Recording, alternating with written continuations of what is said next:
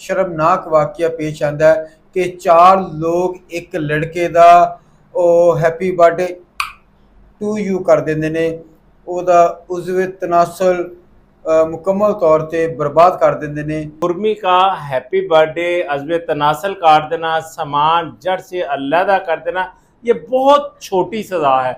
इस बंदे को मैं समझता हूँ चौक में चौराहे में लटका दिया जाए, ये हमारे माशरे में कलंक का टीका है। वाकया कुछ इस तरह से शुरू होता है कि ये जो जिसका हज़्वे तनासल काटा गया, हैप्पी बर्थडे आप वाला किया गया, उसका गुनाह बहुत बड़ा था, सज़ा बहुत छोटी मिली है।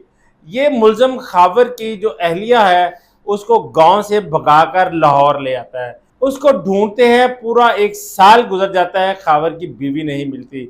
खावर जो है वो इलाके का साब हैसियत आदमी है और जो खुरमी है ये वहाँ का कामा है, इसका बाप भी कामा था, इसका दादा भी कामा था।